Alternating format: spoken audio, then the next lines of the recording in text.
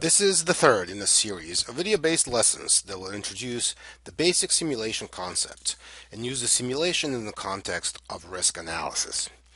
In addition to a simulation case covered in the videos, there will be several in-class simulation exercises to reinforce these concepts and provide hands-on experience with simulation modeling. This material is covered in Chapter 12 of our textbook. We begin by defining a simulation model in the context of mathematical models we discussed in the previous series of videos on Intro to Spreadsheet Modeling. So here again, we assume that the type of models used are primarily mathematical models, where some or all of the parameters are uncertain. For example, hurricane wind speeds, direction, the size of its eye, and perhaps other parameters over the next several days are all uncertain. Another relatively complex simulation example is that of a traffic simulation, where uncertain parameters like traffic patterns, congestion, vehicle speeds, construction impacts, etc. are all uncertain as well. So in both the hurricane and traffic simulation examples, some of these parameters like wind speeds, direction, traffic, congestion, patterns and so forth, can be estimated or described is a better word with statistical distributions, which are based on historical data that take into account things like atmospheric physics and its mathematical relationships, all kinds of meteorological knowledge, as well as past data on weather patterns, the past data on traffic patterns, which depend on time of day and past impacts of road construction, etc., etc. So, in this class, simulation refers to mathematical models where uncertainty of these input parameters, input variables, is modeled using known or sometimes estimated, or in some examples, just simply assumed statistical distributions. The parameters of these statistical distributions are themselves estimated based on historical data. Sometimes they are simply guessed based on managerial knowledge and or intuition. So this type of simulation is referred to as Monte Carlo simulation, deriving its origins from the games of chance. For each of these uncertain input variables, random observations are drawn repeatedly thousands of times, and the resulting distribution of the outcome is observed. In our hurricane example, the wind speed and direction distributions can be estimated based on the current values of these parameters, historical data, as well as current and future weather patterns.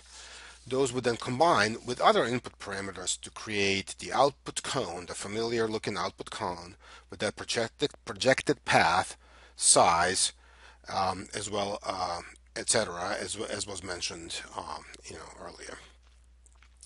The widening of the cone, as is familiar to you, represents the uncertainty of that projected path as the main output variable of interest. So this is that resulting output statistical distribution I'm talking about. It is important to note that in addition to Monte Carlo simulations, there are other types of simulation models such as Bayesian and discrete event simulations, and traffic flow is a good example of a discrete event simulation.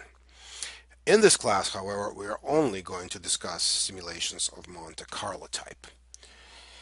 Okay, so hurricane and traffic simulations are way too complex and beyond the scope of this class. The main goal of the simulation section in this class is to introduce a few simple business simulation examples, such as the MPV simulation mini case we're going to use in the next set of videos. There's going to be a retirement simulation used in class, as well as several other examples from Chapter 12 of our textbook. A field of financial simulations, for example, with either estimating portfolios valued risk or simulating possible asset values as the basis for option pricing, are more complex than the MPV simulation mini case we'll use, right? Although it's not as difficult as highly complex hurricane or traffic flow simulations. Okay, a few other business examples listed on this slide include simulating supply chain dynamics, large-scale project contract bidding, and there are many others. So, what all the simulation examples discussed thus far in this video have in common, whether in business or other spheres of human endeavor, is explicitly building uncertainty into the models, and then attempting to quantify and explain the risks associated with, primarily, undesirable outcomes. Examples of some of these undesirable outcomes range from catastrophic impact of a major hurricane and suboptimal traffic flows to too large of a value at risk for an investment portfolio or too high of a probability of negative NPV for a proposed project.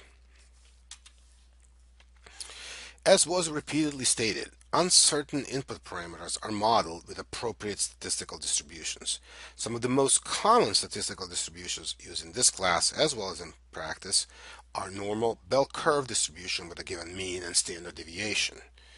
Most, 95% of the values, can be expected to be within two standard deviations of the mean. So, if customer demand for a product is expected to be, let's say, 100 units next week, with a standard deviation of 10 units, we can be 95% confident that the demand will be between 70 and 130 units. Discrete distributions, where the finite number of outcomes that occur with different probabilities are used just as often. So, for example, this booking calculations example on the slide, let's assume that there is a possibility of 1, 2, 3, 4, or 5 cancellations on a late flight from Minneapolis going to Chicago, right? Based on historical data for similar flights. Okay, so for this distribution, we need to attach, based on historical data, probabilities of for each one of these values: 1, 2, 3, 4, or 5 cancellations. Okay, one set of probabilities could be 20% for one cancellation, 30 for two, 20 for three, 40 for 20 for four, and 10 for five. Okay, and those would then add up to 100. Based on those numbers, we can calculate the expected number of cancellations to be about 2.7, or somewhere between 2 and 3, but closer to 3. And let's not worry about right now how to do that calculation, just to give you, this is just supposed to give you a feel of it. Okay, another example of a distribution that's often used is a uniform distribution. Okay, where a value is simply a random number between a lower and upper bound. Okay, variable cost percentage could be a uniform distribution between, say, 70 and 80%. Okay, so 70% would represent the best case scenario. Remember, the lower percentage is lower cost, and that's better. 80% will be the worst case scenario. The higher the percentage, the higher cost, the worse we are off. The expected value would be smack in the middle at 75%. A variation on the uniform distribution, right, would be a triangular distribution where it literally looks like a triangle. Okay, and that triangle is typically tipped on a side that is slanted towards right or left, depending on what you want to emphasize more. For example, if the triangle is slanted to the right with that tip at about, let's say, 77%, so 3% off from 80 and 7% off from 70, that would represent a left skewed distribution. Okay, so these are some of the examples of typically of basic common statistical distributions used to model the input parameters. There are others, as we'll see when we get to our hands-on examples. Next, the next step is to identify the outcome of interest in the simulation process. Okay, this is the so-called output variable. Okay, in the MPV mini case, well, we're about to start in the next video. The net present value is typically that output variable, of course. The main goal is to provide a risk assessment of the likelihood this NPV will be negative, and recommend some of the possible actions that could reduce the risk of such an undesirable event. Other example might be in this customer overbooking case for airlines where the risk and accompanied cost of overbooking by expected number of cancellations, which we, if you might remember from a couple of slides ago, said it was 3, right? So we might be tempted to overbook, let's say 5, right? And then if less than expected number of people cancel, then we have a problem, right? And that's typically what happens. So once the output variable has been identified and appropriately designated, we run the simulation hundreds or thousands of times, or even more than that. With every simulation run, we observe the value of the output variable, like that MPV. Okay, and after we have thousands of such values of net present, of NPV values, we then have our output statistical distribution that has a minimum, maximum, the average, and some measure of center, and as well as measure of the variability, which is then tightly linked to the risk assessment in that particular example. Then, the final step is in the simulation process is the analysis of the results. We use the simulation to answer some of the questions relating to risk assessment. Okay, primarily whether the risk is too high, too low, or acceptable. If it's too high, then we ask some what-if questions on the input parameters.